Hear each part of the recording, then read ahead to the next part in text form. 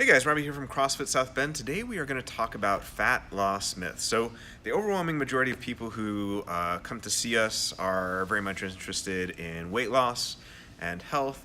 And usually what people mean by weight loss is fat loss. Presumably someone doesn't want to lose muscle, right? They want to be losing fat and building muscle or keeping muscle. So let's talk about some common myths that we tend to see when we work with people. So I would say number one is working out cannot fix a crappy diet. And we tell people this over and over and over again.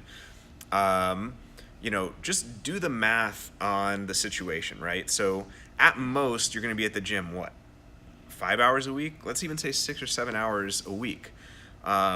Just mathematically, that's going to be a fraction of the time that you're going to spend eating food, sleeping, de-stressing, all these lifestyle things that are absolutely necessary for health. So while we think working out is tremendously important, we wouldn't be in the gym business if we didn't, for your overall health and fitness, it is not enough to overcome a crappy diet, and it's especially not enough for fat loss.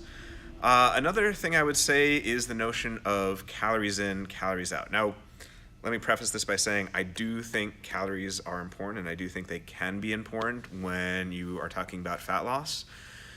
And, one common thing that gets confused is the notion of actually trying to decrease your calories versus tracking your calories. Ideally, you would want some way of eating that spontaneously leads to a calorie reduction in the food you're eating without having to worry about it. And the type of eating that we recommend here, namely real whole food that's nutrient dense, that gives you, even blood sugar throughout the day, that is not psychologically addictive, tends to lead, generally speaking, to fewer calories without having to track calories. Now, that isn't perfect. People can eat tons of bananas or a jar of coconut oil, and that will mess things up.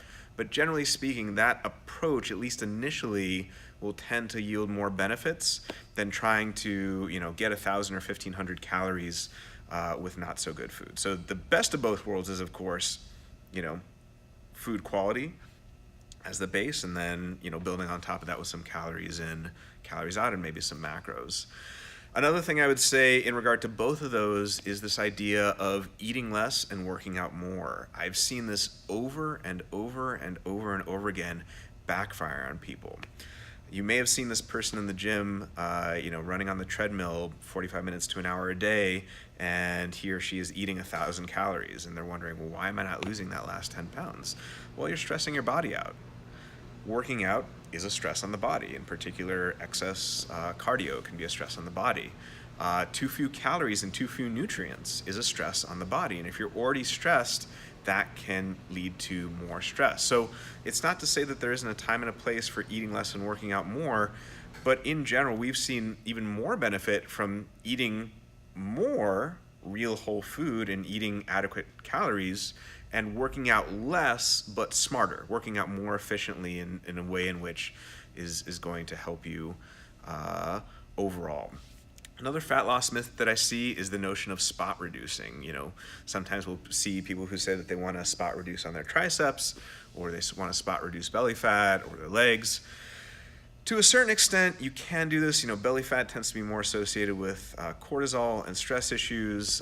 Excess leg fat, particularly in women, can be related to estrogen and hormonal issues, things like that. But you're not going to be able to, zoom in and sniper target each of these things. It's going to be something where overall you're going to need to lose fat in your body, and then something that'll be even more important to your fat loss is going to be getting those hormones in line to even reduce in those areas. It's not like you can cut your calories a certain amount and it will, specifically go to your legs or specifically go to your tricep.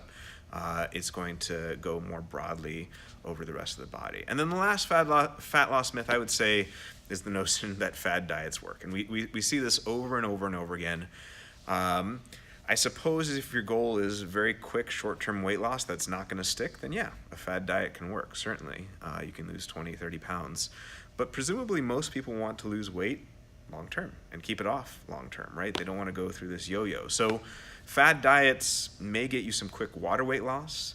They'll probably even help you lose some muscle, which that's not so good either. And then you'll get some temporary fat loss, but it's not going to be long-term sustainable because you're not eating adequately in terms of nutrients and calories for your body, and your body's just going to bounce back. So what we propose here is real whole food for a more sustainable long-term way to lose fat, and we've seen that be incredibly effective. So if you guys are interested in losing fat, please hit us up, contact us. We'd be happy to meet with you.